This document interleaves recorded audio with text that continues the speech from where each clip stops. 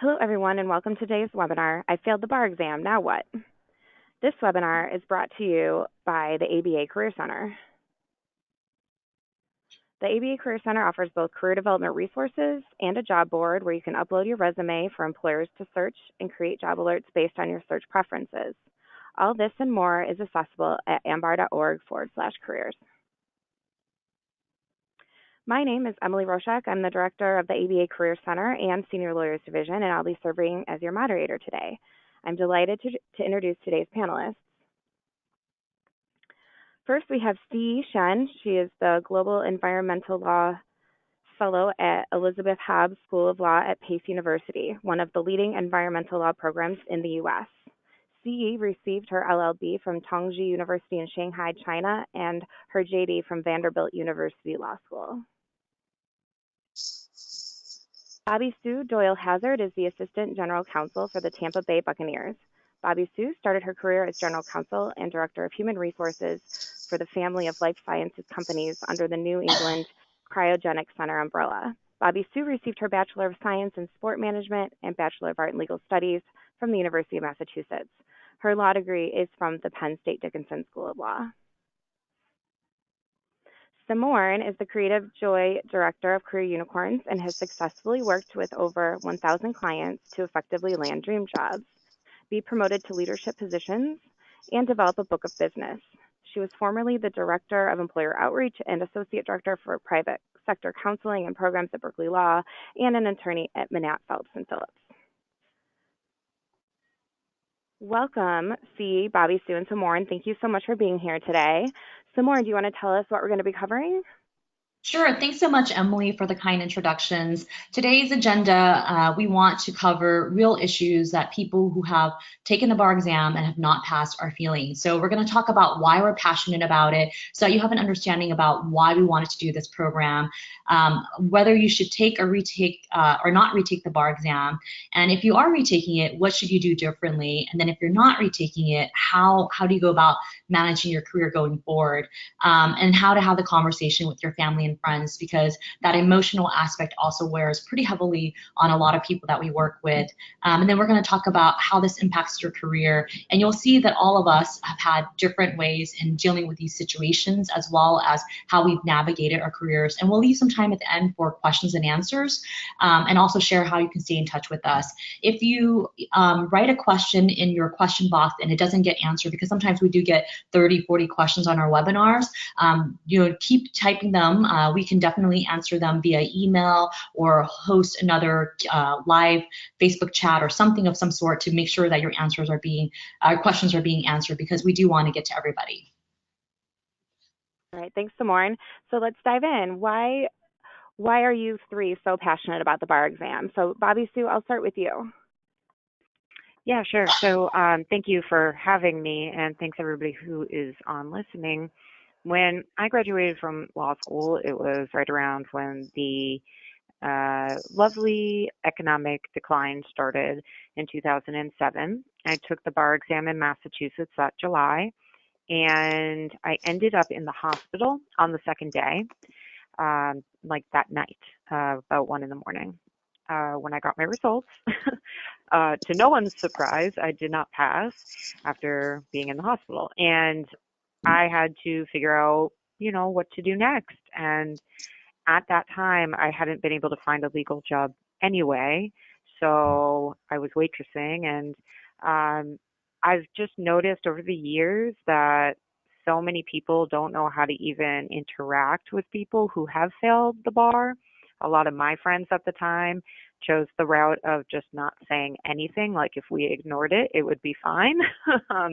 And that was really hurtful to me, and I think increased the level of shame that I felt. So for me, I have no problem telling people that I didn't pass the first time, and look where I've managed to get. Yeah, and that's saying something. Siyi, please tell us your view on this. Yes, I love to. Hello, everyone, and thanks for having me here. My experience was I graduated from law school in 2017, and I didn't pass the bar exam at my first try this summer. So I retook it the last summer, like in 2018. So I took it like 1 year after I failed the bar exam, and I passed it. So I also like have been dealing with the decision whether to retake it or not, and also the shame coming along with the fact that I failed the bar exam. And I thought it was really only me and I was alone until I decided to retake it. And then I read like a book of Hillary Clinton, which she said that she didn't pass the bar exam at her first try, the DC bar exam, and she refused to like tell any friend about this until like um decades ago, because she was also dealing with the shame. And I realized, oh, it's like a common issue among all like people who didn't pass the bar exam, and it's not only me. So I'm really happy to share my experience here. Oh, thank you for sharing that. I didn't realize that about Hillary Clinton either. Samorn, why are you passionate about the bar exam? Yeah, so I'm super passionate about the bar exam. My background is I grew up in a Laotian refugee community in Stockton, and the biggest goal I had was graduating high school and working in an air conditioning room, primarily because Stockton's like super hot. If anybody's been there, it's like 110 degrees during the summer, right? And so to be in law school was really scary, and I was at a place where I wasn't even sure I would graduate because I had so many incomplete classes. I was dealing with pretty severe depression at the time. My dad had died, and my brother had a schizophrenic break. And so there was just a lot going on in my life. And then I also had a lot of injuries from an auto accident where I was hit as a pedestrian crossing the street. So I wasn't even sure if I could sit for the bar exam that long because it was just really hard on my back and my shoulders and my neck. And I also got a call from my firm because I graduated in 2009, similar to Bobbi-Sue, where my firm basically told me, in the past, if you don't pass on the first try, you'll have a job. But given the economy, if you don't pass this time, you won't have a job. So there was a lot of pressure that I thought was unnecessary, influenced by life circumstances, the economy, and then by this firm that I was supposed to join. And so I was fortunate to study, and I honestly don't know how I passed on the first try because that first question that we had on the essay portion, everybody said I did it wrong. You're not supposed to talk about it. And of course, everybody talks about it right when you're on break. And I'm like, don't talk to me. But I just kept trucking along. And then when I became a career counselor, I realized there are many people who failed, whether they were at schools like Berkeley Law School, UC Hastings, or Golden Gate, and I've worked at all three. And there's a lot of shame around it. And in particular, it disproportionately impacted first generation professionals for economic reasons because they had to work. And I see that Allison had asked a question about how do you handle studying for the bar exam while working. We'll talk a little bit about that later in the program. And so for me, I was so inspired by how much people were working and how much people were willing to put into place, and the privilege I had of not having to work because my firm was paying for Barbary and was giving me a stipend, that I launched a $5,000 scholarship program that I pay out of my own pocket, and sometimes people do donate to the cause, with the California Bar Foundation for one first generation professional woman of color pursuing public interest. And so there are opportunities where you can find similar scholarships depending on your demographic or even the practice area that you're interested in being able to get that kind of support. So I've been able to help lots of people as a counselor to talk about why they didn't pass the first time. Sometimes it's their mom had cancer or they were getting divorced, or sometimes they just have anxiety and depression, which I can relate to on a lot of different levels. So wherever you are in your life, or whatever the reasons you had for not passing, I hope that you hear from all of us that you shouldn't feel ashamed, that you are not alone, and that if you choose to take the bar exam again, and it is a choice, that there is hope for you, and that we're going to talk about some key strategies that worked for us. Siyi and Bobbi-Sue are going to talk about how it worked for them. I'm going to talk about how it worked for helping hundreds of my clients and students to pass the bar exam on the second and sometimes third or fourth try. Yes, great way to segue into the next topic, Samorn. Thank you. So to retake or not retake the bar exam, Samorn, do you want to go ahead and start then and tee that up a little? Yeah, definitely. So I think this is a tough question, right? And I talk about this with a lot of my clients who have not passed on the first try or sometimes the second try. And usually people don't come to me until after these things have happened. So I'm always like, oh, I wish we had talked beforehand. But if you're on the webinar, either for yourself or for a friend or for a student that you're working with, what I would say is to really focus on understanding what is coming up for you when you're making this decision.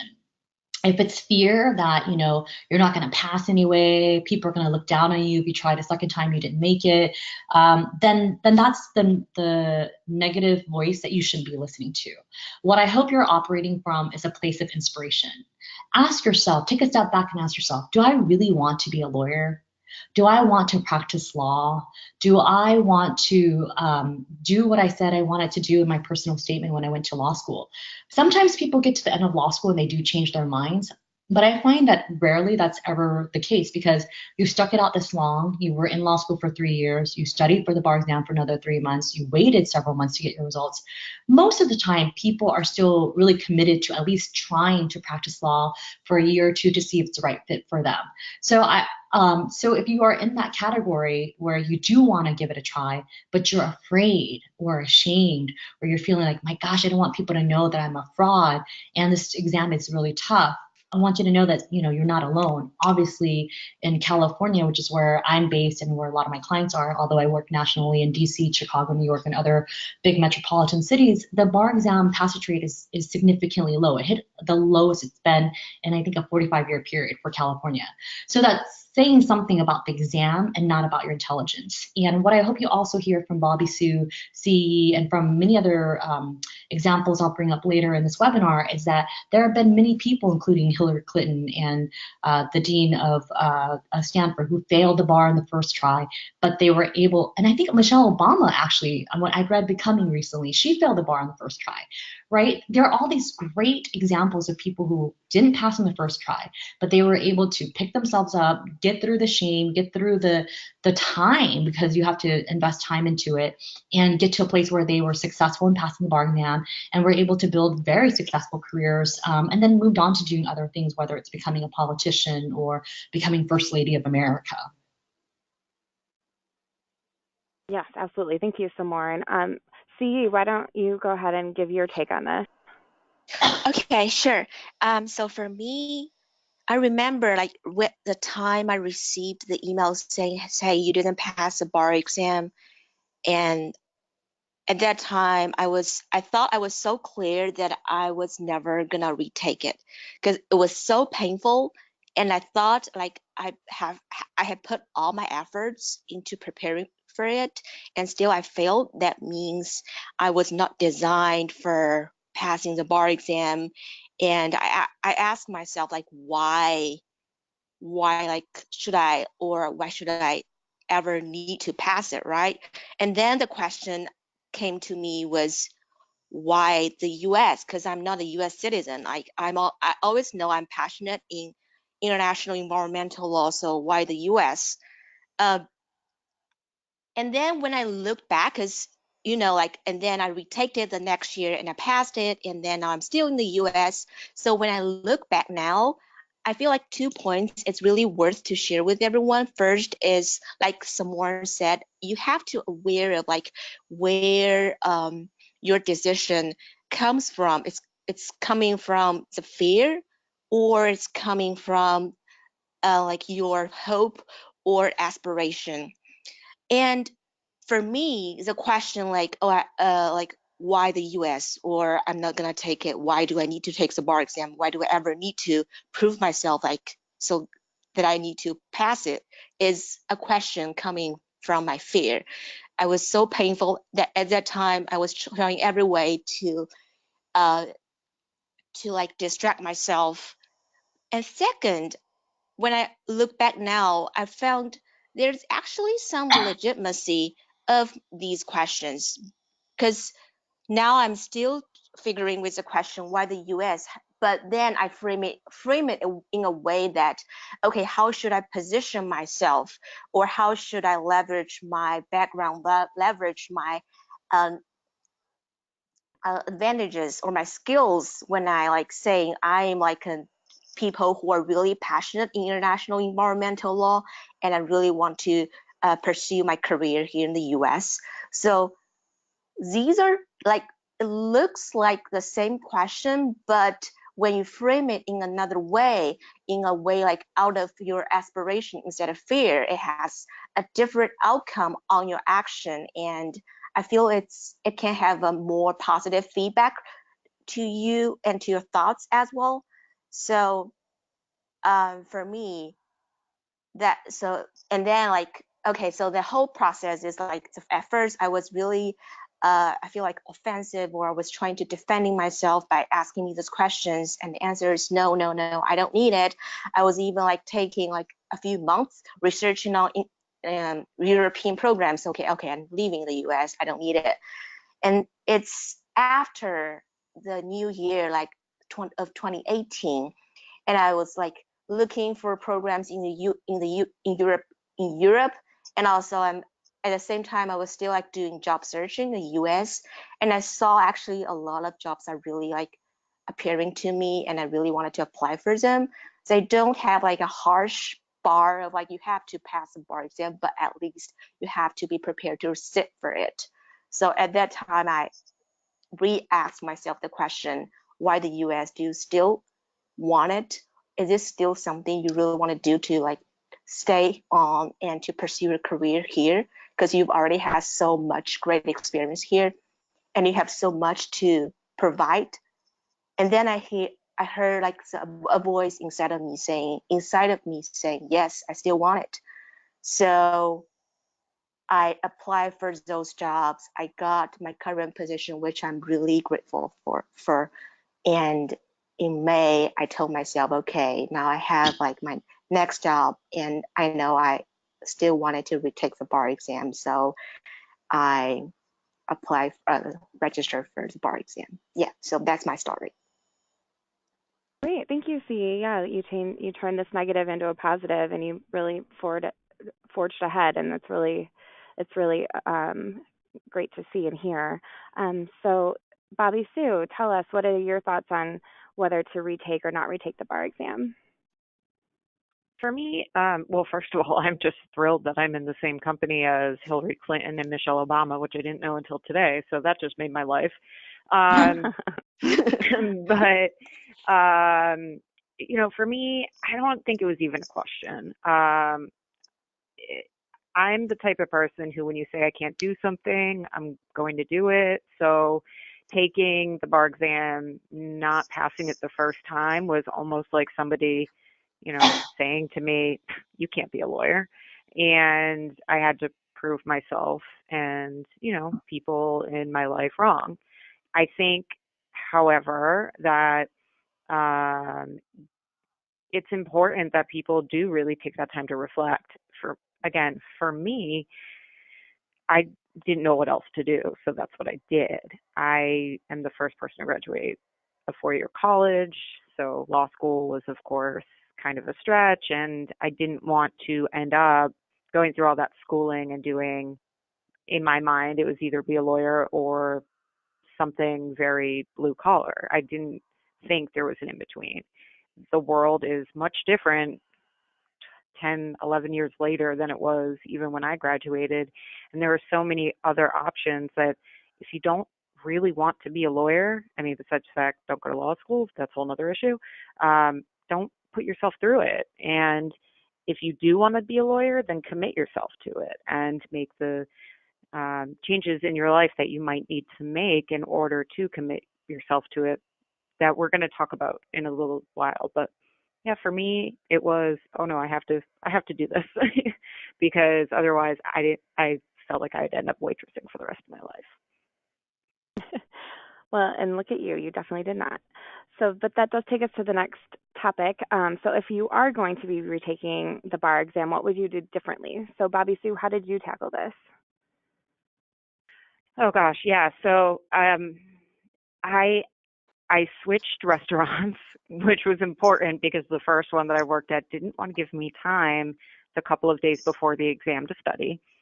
I would also really set some parameters on things that make me a better person and make sure that I do those. So making sure that I'm taking care of my mental health, that I'm exercising, all of those little things that we all talk about that none of us ever actually do, those.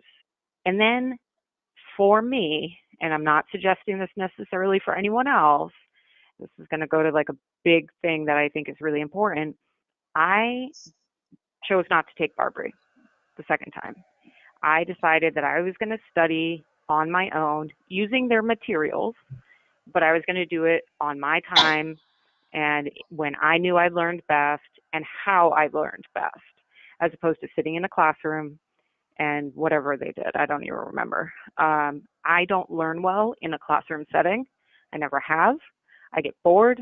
I learn better by doing it or just doing things my own way. So I think a big thing that I tell people is remember all of the schooling you've gone through. Remember what those tricks were that you used to study for every other type of exam you've ever had, and use those as you study for the bar exam. Because by studying in a way that you don't learn best, you're being ineffective, and that's going to pose a problem on the day of the exam. There is some, there's definitely some worth in making sure that you sit down for hours on end practicing those, MPRE questions, because yes, you need that stamina to sit there and go through it all. But unless you're doing a practice test, learn the way you learn, and don't let the people in your life or teachers or whomever tell you have to study a certain way. You know how best you study, so do that. Yeah, that's so important. Samorn, what about you? What would you recommend people do differently if retaking the bar exam? Yeah, I think what Bobbi-Sue said is really great about checking your mental health. And I actually think what studies show is that the reason why people fail the bar exam on the first and the second try, if they do end up failing the second try, is it's really more mental. Like a lot of times what you need to know. It's that you have anxiety or some kind of maybe the testing conditions didn't go right, and then you just freeze, and then you freak out, and then or you get one bad problem, and then you freak out, and then you forget to keep going. So what I always tell people is like kind of figure out what your triggers are, because everybody is triggered by different things.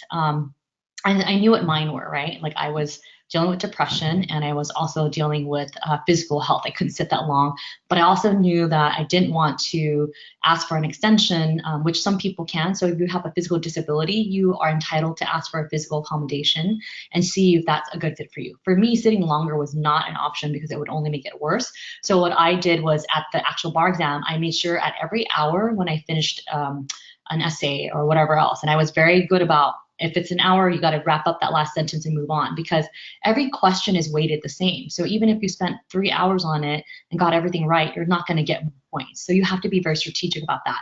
So at every hour, I would go for a walk. I would read the next question and go for a walk, use the bathroom, drink the water, come back. And so that was my strategy. But I knew that going into it, and that really helped me to stretch my back, stretch my shoulders, and make sure that I can actually sit for the whole time. The second thing I realized was that I'm somebody who has the most brain power in the morning. I'm a morning bird. I wake up around, naturally around 4 or 5 a.m. And now that I have a baby, I wake up a lot earlier than that. But I get all of my work done in the morning. And then in the evening, I'm just kind of like a mess, right? Like I don't learn very well. I'm kind of like zoned out. So I did what a lot of other people wouldn't do. I took the night Barbie class, and I switched after 2 to 3 weeks into the program because I realized I was wasting most of my precious learning hours in the morning. So I would go to the classes at night, and just kind of do whatever the notes are. There's also studies that show that neurologically you can absorb material while you're sleeping. So I thought that was a much better way for me. I made sure to work out and meditate, because physically and mentally I needed to be strong. I was still fighting depression. So it wasn't like, there's going to be a magic solution, like the bar exam is still going to happen, right? So meditating every day, I just found an app with Deepak Chopra and Oprah, and it's a 21-day meditation. You buy it for like $30, and then you could just listen to it, and then you finish it, you can re-listen to it, or you can buy another one. That was helpful. And then we had a gym at our law school, so I just went there, and then it got to a point where the classes were not early enough, because I'm a lazy workout person, so unless it's a class, I won't do it. I just started going around the track, and I would just do a walk, and during that walk, it was really great because I could listen to materials on my podcast too. So there's ways in which you can be efficient in that. So those are things I would do. And then I would say the other thing is, like Bobbi-Sue said, and when you're studying, they'll tell you study an equal amount for every subject.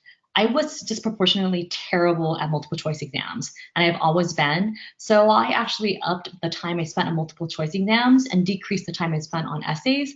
But I still made sure I did at least 1 or 2 essays every day, just to keep myself, keep the strength that I had, but to improve on my weaknesses, which was probably where, if I were to fail the bar exam, would be my downfall. And then an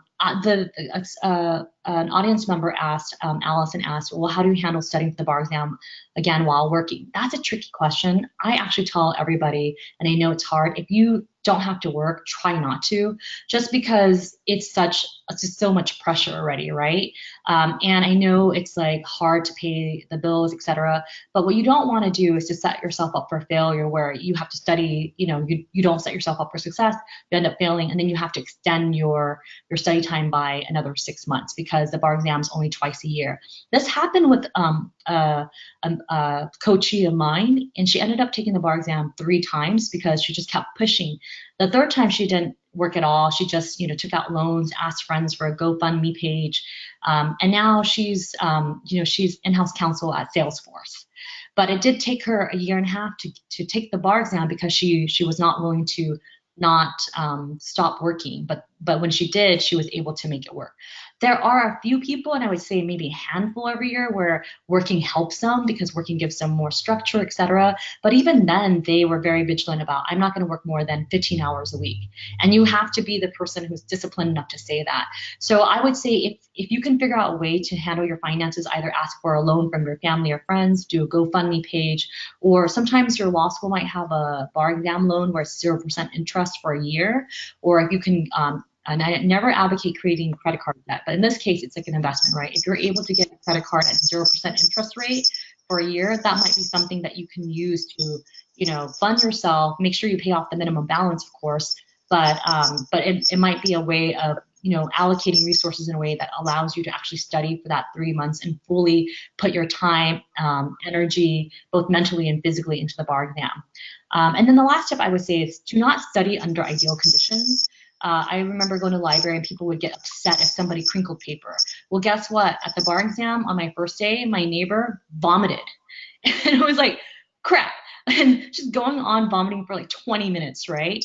And if you study under ideal conditions and can't handle noise, can't handle, somebody's alarm going off or somebody vomiting next to you, that's going to be really hard because a lot of these exams are at huge convention centers. So even if you're studying by yourself, like Bobbi-Sue did, you need to go take the exams in spaces where there's going to be some distraction to train you, so that you're actually prepared for the day of. So those would be my key tips. Well, thank you, Samorn. Siyi, what would you recommend doing differently if you retake the bar? Yes. So I took a similar approach as Bobbi-Sue, and I used the barbaric materials, but I didn't follow the barbaric schedule. I set up my own schedule, and also I hired a coach. Apart from like study on my own, like I follow the approach, the schedule set up by my project for like 2 weeks, and then I realized now, like I feel like my own schedule is more workable for me, so I stopped working with him and I started to work on my own. And so I wanted to share like my something I feel really important for me. The first thing is to set up boundaries, because and also I agree with Samorn that if it's possible, I feel like it's more efficient if we can stop working for a few weeks, like take my example. I stopped work from, I think, June the 10th. And like I studied at home for 6 weeks before the bar exam. So I think that's really helpful. And for me, I realized my life, my day-to-day life, like preparing for the bar exam is so different from the life like when I had at school or at work. So we need to get used to that, and we need to, I feel like I need to anticipate the strain, the tiredness, and also the schedule, the busy schedule I would have when I was really like sitting in front of my desk and studying for the bar exam, even before like I started it. Like that mindset is really helpful. So I gave myself like a grace period to like transit into that mindset. I started to say no more often than like when I was not prepared like to retake the bar exam. And also I remember like the first time I took the bar exam, I had a 2-week graduation trip with my family, and I was so exhausted. There was no time for me to really design for my like my day-to-day life, my schedule, like what is my mindset should be. And I had no anticipation for how hard the study period or how much workload I would anticipate to have when I was really studying for it. Like the first time I took the bar exam, I had no anticipation and no mental preparation. So it was a really hard start for me because I felt, okay, I was so like way behind the barber schedule, and I have had no schedule for my own, and I just rushed into like the study. I didn't have a plan. I had no clue where or how much I should study, to what extent.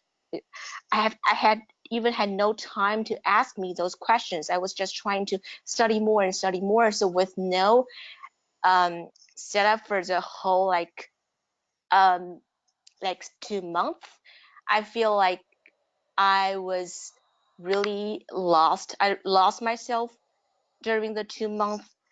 And also like, but for this year, I really had a plan for me. I envisioned myself like, okay, where how my days would look like, and how tired I would feel like after a whole days of study. What should I do to rejuvenate myself? And I asked myself these questions, and I planned something for me even before I started to really work on the bar preparation. And I feel like setting up boundaries and makes and really make some assumptions of you, like your um, mental status and physical status while during the preparation period, is really helpful for me. And the second thing I feel like it's really important for me is to have a sustainable schedule, because something happened to me and also happened to my friends.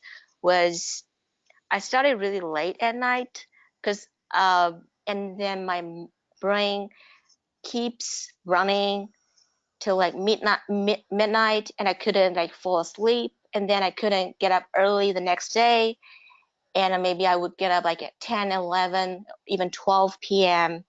and then I rushed into the night again. So like the schedule was really unhealthy, and I feel like, okay, I don't even like I wasn't even able to see the sun like when with a clear mind.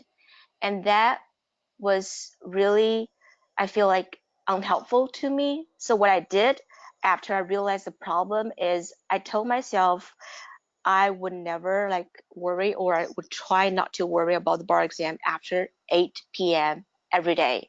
So I would relax and watch some like TV after 8 p.m. and go to bed like at like 10 or 11, and then get up at a healthy like at 7 or 8 a.m. to ensure that my mind would function well, like for the entire 6 weeks that I have to put myself in, that schedule, that tight schedule. So I feel that these are the 2 points I really wanted to share with people. Yes. All right, thank you, Siyi. We did have one question from the audience regarding this part of the discussion. It says there was mention of doing essays and multiple choice questions daily. Is that recommended to be fully prepared when retaking, or is it fine to set aside time weekly to do essay questions and multiple choice questions? Also, when should I start doing questions under timed conditions? Samorn, I believe this was the point you were making, so I'll let you take a stab at answering. Yeah, so for me, I think it is important to do both. And the reason why is you want to exercise your muscle of being able to do these exams. Now, the difference is how much time you spend on it. For me, multiple choice was always really tough for me. So I always dedicated 1 hour to do multiple choice exams, regardless of whether it was on the schedule or not, because I knew that was my weakness.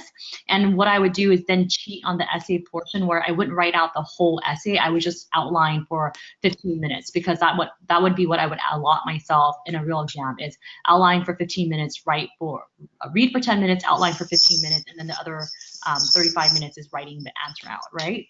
So that was helpful. I didn't start timing myself until I had a better grasp of the material. So I would say that was probably like after we ended, I think probably 3 weeks before the exam actually took place. That was when I seriously timed myself and really kept myself to, for every essay question, you have to stick to 1 hour and exactly 1 hour only. When that 1 hour mark is done, you move to the next question. And I really put myself in a place where I was building up to that momentum of being able to take the exam without being so tired. And so taking the night class was also really helpful for me because I would mirror what the bar exam would look like. So I would focus on studying from 8 to 6 p.m. no matter what, with only an hour lunch break. And that was really designed to help me to both mentally and physically be able to handle the fatigue, especially since I had some disabilities physically already, right? So those were things I've tailored to myself. When I'm working with clients who are retaking it, I do actually recommend that they take a look at what they're struggling with, and whatever it is that they're struggling with the most that prevented them from passing the last time, it's usually one of the things, right? It's not usually all three things that you're struggling with. So I would recommend that they at least spend half an hour on that particular subject, even if it was a practice exam, right? Just to get themselves into the habit of going through all of the questions. And so you don't have to write out the entire essays, but you should at least be in outlining. You don't have to do like 10,000 multiple choice questions, but you should be able to do, if you're giving yourself 30 minutes, 15 questions in that 30 minutes. So that's how I would allocate that. Bobbi-Sue or Siyi, do you guys have other suggestions? Again, for me, I kind of ended up doing a hybrid. I followed along with some of the Barbary. I mean, I had done Barbary right before the first exam, so I had their full schedule and the order in which they did things when they suggested doing timed essays or the multiple choice.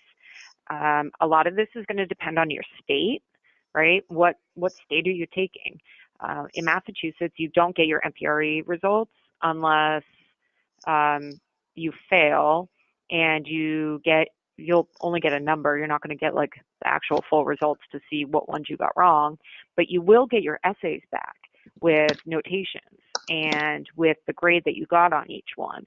So that allowed me to really take a look at my essays, which is where I did poorly. It was the second day, and you could see my results started to drop dramatically as apparently my fever got worse. And I would, kind of focus on those. I did a lot of flashcards. I did a little bit of everything based on how I learn. You definitely do want to do some timed work, but that's going to be a little bit, into the process of making sure you're really understanding the materials, right? So if you need flashcards, if you need, I don't know, outlines, some people like outlines, do those things. But it's definitely worth the sitting down. And again, if you have taken one of these prep exam or prep classes beforehand, take a look at when they suggest, or when they had the classes do certain things and try and time your studying with that. I'm not saying you follow along exactly with every single day, but it is a good indicator of when you should really be sitting down and doing those practice exams or practice questions. And also for me, I feel essay questions are harder than multiple choices for me. So what I did was, and also I found it's much easier for me to practice for MBEs and like MPT and MEE. So what I did was I break down those essay questions, like these difficult tasks. So like take, for example, for MPT, I would first, I wouldn't worry about writing the whole, like spending the whole like one and a half hour to do a practice exam. Instead, I would like set up like maybe a 30 minutes or 45 minutes alarm clock, and I would only focus on reading the question and like writing my outline for the question. So, and then like gradually I would be able to also write my answers and then write my full answers, and like being able to plan like my time more like productively. So for me, it really started with like work on breakdowns of like big or difficult tasks into small chunks, and then work on from the easiest one. Yes. All right. Thanks, everyone. There's one more question related to retaking the bar exam. This person says, the first time I took the bar, I took 3 months off and still did not pass. Do you recommend for repeaters to take time off the second time? Samorn, do you want to start? Yeah, I think for that question, it really depends on you. So I'm somebody who works a lot better when I'm like really busy and stressed out. Emily will tell you that. I'm doing like 20,000 webinars, and like I have like a whole bunch of other things and writing my book, etc. So for me, having more busy things to do was good. But even for me, I took the 3 months off, and a large part was because I was seeing that I was failing the practice exams, and so spending less time on studying was probably not the way out. And I'll be the first to admit, I rarely ever study for law school. And sometimes I'm like, I can't believe I graduated, right? But I knew for the bar exam, I just wasn't going to be able to just wing it or be able to say like, oh, I'll just loosely do it and I'll be able to pass, because multiple choice exams, there's no like wiggle room. You kind of either get it right or you get it wrong. And so that was part of it. So I think you have to ask yourself, are you somebody who needs that extra stress or extra structure in place to help you plan your day? Or are you able to be the person who's going to be able to create that structure for yourself? For me, I was not like Bobbi-Sue. I would not be able to just study at home. It's just too hard for me. I'm too easily distracted. I'm like a squirrel. I'm like, shiny object, yay. So I went to the in-person classes. I made sure I had a study group that that held me accountable and was like, hey, you didn't show up today. Where were you? And then every 2 weeks we had like a fun date night on Friday where we go to this restaurant in Berkeley called Angeline's, and we'd order beignets, pudding, bread pudding, fried chicken, hush puppies, and we just went all out. It was like every 2 weeks we treated ourselves. We're like, we achieved our goals. We meditated, we went to work out 3 times a week. We, studied this amount, and we were going to treat ourselves. So you have to ask yourself, is the working going to actually help you, or is it going to be distracting? And what you don't want to do, which a lot of people that I talk to will do, is say, well, if I work and I don't pass the second time, I can blame it on something else. Don't do that. Don't set yourself up for failure. Ask yourself that serious question. And if you're like, I don't know, maybe you can go to your law school, because a lot of law schools are now hiring bar exam prep coaches or bar exam prep specialists in their school. You can talk to them. And if you don't find that they're helpful, you can do what Siyi did, which is hire a coach that's very well regarded, make sure they're well regarded, do your homework on that, pay them $100 or whatever it is they charge for that hour, just to see like, hey, take a look at my situation. What do you think? And that could be helpful as well. Thanks, Samorn. Did Bobbi-Sue or Siyi have anything to add to that? I'll just jump in because I did work. I think if you have a family, you're going to find it really difficult to work, family, and study for the bar exam. One of the luxuries of being the single cat lady is that I have the ability to shut the world out and focus on whatever I need to focus on at the time. And that was the same during studying for the bar exam. Yes, I worked, I was waitressing, but there are pretty standard hours of like when I would need to be waitressing.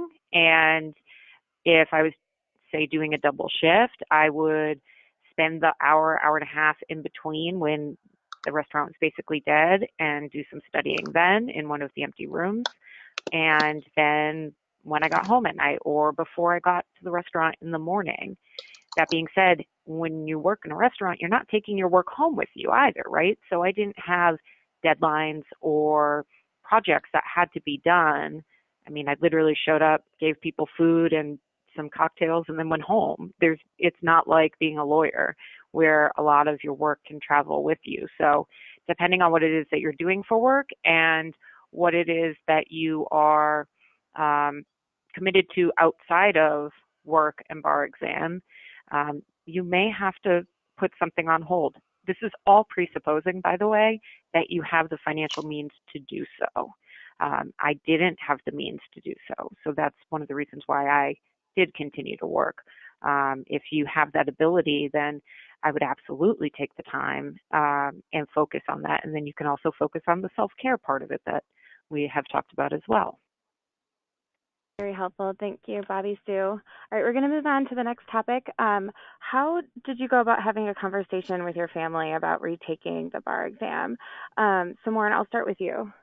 Okay, sure. So I didn't retake the bar exam, but when I do counsel students, whether it was at Berkeley, UC Hastings, or Golden Gate, one of the things I tell them is to just own it, because I know there's a lot of shame. And what I really hate about the bar exam is the results come out right around Thanksgiving, which I still don't understand. And I'm like, why can't this be done in a better way? But that's beyond my powers. I have no influence over that. But I think, I tell people to honor your feelings, but hiding it usually is never a good feeling, because there's always this fear of like, oh my God, what if somebody knows? What if somebody knows? And so one of the things that I talk to my clients about is, would you be all right about writing an email and just letting people know what your boundaries are? So an example email could be like this, like, as many of you know, the bar exam results came out. I studied incredibly hard. I spent a lot of time doing work for it, and I'm very disappointed to share that I did not pass this time. Having said that, and if you've already made a decision to take it again, you can say, I'm recommitting to taking the bar exam again. What would be helpful? What would not be helpful is to look at me with pity, or to, ask me why I didn't pass, etc. What would be helpful is if you could send me jokes, or like Bobbi-Sue said, check in with me every now and then. And at this time, because I'm very committed to passing the bar exam, here are some things that I'm putting in place with the recommendation of my counselors, or whatever you want to say, to help myself. One, I will not be responding to text or phone calls on a daily basis. If it's an emergency, send me a text, but otherwise I probably won't get back to you until I'm done with the bar exam. So just really laying out the ground rules of explaining, where you're at, what works for you, what doesn't work for you. And if people don't respect your boundaries, feel free to not write them back. Like, I have people who want to pry into my personal life or this or that and say like, well, I have all these questions. I shared what I wanted to share. I don't have any more to share. Or people will say, let me give you my opinion and my advice. Thank you very much, but I've done some work and research, and I'm good on what I have right now. If I like some more support, I'll let you know. But you need to be your own advocate, because people have all kinds of opinions about why you didn't pass, did you pass? They want to say things, and a lot of whatever they're saying is not about you. It's a projection about what they're dealing with. So I would just say to honor your own needs. Your needs are going to be individual, and to just sit down and be real about it and just write it out. And then, sending an email or a text to your family or whoever else is in your life, I find is really helpful, because you don't want to keep reliving the I didn't pass the bar exam, and then go into the why, and then, but this is what I need, right? Like, that's really easy and helpful. Thank you, Samorn. Siyi, how would you recommend people have the conversation with their family about failing the bar exam? For me, I'm really close with my family, so it wasn't an issue to me how to communicate with my family. I remember the minute after I knew I didn't pass it, I called my mom and my dad. I told them individually, hey, I didn't pass it. And they said, okay, what's your plan? I said, I don't have a plan now. They said, okay, just go to bed, have a good sleep, and we'll figure it out later. And so it's easy, and also I feel it's easy for me to tell my friends that I didn't pass it, because we've been really transparent with each other, and all the time, so it's not a hard fact for me to tell.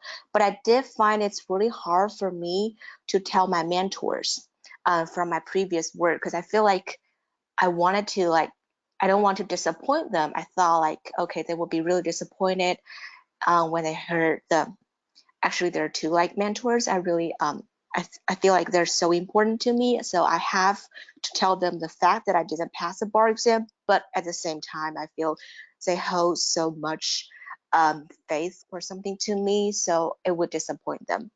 But out of my expectation, they treated me or treated the fact just as my family. They care more about my status, like how do I feel, what's my next plan, and they didn't even like, I didn't find any judgment from their reaction. So that was different from what I anticipated. And then I realized it's like they really care for me, like all my friends, family, and mentors, they care for me. They care for how I feel instead of like what the result shows about me.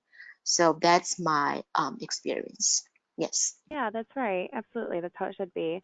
Bobbi-Sue, what about you? What would your tips be on how to have a conversation about failing the bar with your family? Families and holidays are so weird. And so it can be so stressful, right? I think, my family, again, I don't think my family really had any expectations.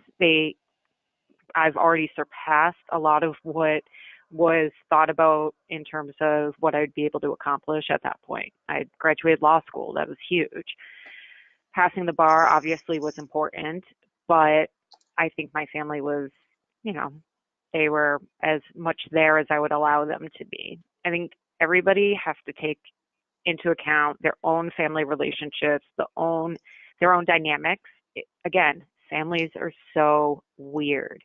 So if you know that your older brother, Jared, is going to be a giant pain in the ass because he didn't have a problem with the bar exam and he's the golden boy, then maybe you just kind of like pull away just for a period of time. I'm not saying to like ruin relationships, but we're allowed to set space and give our own needs the priority from time to time. I love the idea of an email especially before you're going to have a giant gathering of family. So if you're planning on seeing people for like Christmas or New Year's or something, and you haven't done that, do it now. Do it today. That way there's plenty of space in between when you do it and when you all see each other, and everybody can become a normal human being in between that period of time. And then listen, I think people are going to have a lot of good intentions, but you have to just keep reminding yourself, how do you study best? What are the things you need to do? You know yourself, you know what it is that you can accomplish, and you know what you need. And just do a lot of nodding and smiling and then ignoring half of what people say. That's fair. All right. One last topic we wanted to cover was what kind of impact would failing the bar have on your career? So, Bobbi-Sue, I'll start with you since you seem to have definitely overcome and surpassed that. So how did it impact you? Yeah, sure. So I think part of my career story is the fact that even after I did pass the bar exam, because the economy was what it was, I couldn't find a job for another year and a half, maybe, I think. So I was waitressing while licensed as an attorney. That's miserable, by the way. Don't do that. Um, and then I just found jobs by very weird means. But at the end of the day, I ended up where I always wanted to end up. Maybe Tampa wasn't on the, plate or in the dreams because I don't know who thinks of Tampa. But I mean, now I love it, but I hadn't ever thought of living in Florida. Florida's weird. Sorry, everyone from Florida. But in my industry, you kind of have to take the job where they come, right? So it worked out okay. Am I behind people in terms of salary? Yeah, probably a little. Would it have been easier to get a job had I passed the first time? Probably. But at the end of the day, I did what I needed to do to get a job and got that first legal job. And everything moving forward, is kind of based on how you do then. So nobody's going to ask you whether you placed at the top of your class in terms of passing the bar, because guess what? You don't get grades unless you fail usually. So you just need to pass. That's all that matters. And once you do, and once you get the job, everything will be fine. So one question that just came through that I think all three of you might want to weigh in on is, how do you address bar failure in a job interview? Is it something that you need to acknowledge in a cover letter, or do you let the employer ask you, or how does that work? No, I wouldn't acknowledge it. I've worked with over 1,000 people, right? And so several hundreds of people that I've worked with have failed. And so I don't think you need to acknowledge it. Usually people can tell based on when you were sworn in, et cetera. If it comes up in the actual interview, then that's something to be said. But what you want to do is emphasize all the reasons why you're fantastic. And the fact that you failed the bar exam is not a judgment or determination of how great of an attorney you are, how ethical you are, or how much integrity you have. So I would focus on the positives. And in terms of, your career options, timing, and salary, I just wanted to cover that a bit. I think a lot of people fail the bar and they think, oh my God, it's the end of the world. I'm never going to find a job again. And I just want to bring a few more examples aside from Hillary Clinton and Michelle Obama, who are both first ladies and, really great human beings in different ways. There are normal people who didn't pass the bar exam on the first try, aside from Bobbi-Sue and Siyi as well. For example, somebody didn't pass the bar exam 3 times. She had to work a whole bunch of contract positions, started at Salesforce, not in an attorney role, but in a policy role, and then transitioned to being an attorney at Salesforce, right? Another person that I worked with failed the bar exam 4 times. And it was because she worked the whole time. And finally, on the 4th try, she did not work. She gave herself permission to actually just take the 3 months to study. She passed it, and now she works as a staff attorney at a courthouse. And then a 3rd person failed the bar exam the first time, retook it, passed on the 2nd time. She started out doing direct services at a nonprofit, and now is general counsel of a big energy company. So no matter where you are, you are going to be able to recover. But the thing is, you have to make that choice that you're going to take the exam and recover. For those of you who decided, you know what, I realize law is not for me, and the reason why I failed the bar exam is I just don't care enough to study or to pass. That happens. I would say, again, that's a rare number, but it does happen. An example of somebody who did that is now one of the VPs at Airbnb. Failed the first time, made a decision, I hate it, I'm not going to do this. Went to a startup called Airbnb, and guess what? It blew up, and he's now the richest person we know. So there can be a lot of good things that come out of it as well. Thanks, Samorn. Siyi, what about you? What advice do you have on how failing the bar exam may or may not impact your career? I just have a real quick comment on it. I feel like the employer would want to know if you have passed the bar exam, or if you are have a membership in any state bar exam or not. And they typically don't care about when did you pass it, like how many times did you try to pass it. So yeah, that's my answer. So yeah. Okay, thanks. Bobbi-Sue, did you have anything to add? Okay. No, I do not. All right. Then we have one more question before we wrap up. How many hours should one study daily and weekly? Can you please give an example of a study schedule, an example of like a typical study day if you're not following the Barbary schedule directly for retaking the bar exam? So Bobbi-Sue, how did you do that? Oh gosh, listen, I don't think that any set number of hours or any specific way of doing things is necessarily helpful, because again, a lot of it's going to depend on you. For me, I think, gosh, I mean, it feels like a million years ago now. So I think that I just made sure to do between like probably 4 and 6 hours of studying a day. That might be off. That might not be how I did it. I feel like that's probably how I did. There are going to be days that I didn't study at all and would take a day off. I mean, you need days off to recharge your brain. I know it's so it's so easy to want to do and mirror what someone else has done. And it can be helpful to give you an idea, but I want to stress that you're going to have to take the time to figure out what's going to work best for you on your own. Yeah, that makes sense. All right. Well, we have reached the end of the hour, so I'm going to move on to the side where you all are sharing your LinkedIn profiles and other ways to keep in touch. If anybody wants to have some follow-up one-on-one conversations with any of our panelists, so feel free to reach out to them. And then I wanted to share with you some upcoming programs in our career development series. We've got one on jumpstarting your career for 2019, turning your passion into action. And we've got another one with building your personal brand using LinkedIn and other social media platforms. Both of those are with Samorn.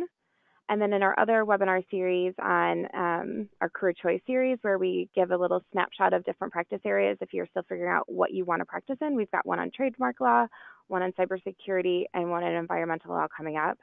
You can always follow us on social media, where we'll update you on our latest programming efforts. And you can go to our leadership page to learn more about our board who puts together these programs for you. Before leaving, please complete our short survey. Thanks so much for joining us today, and have a great day.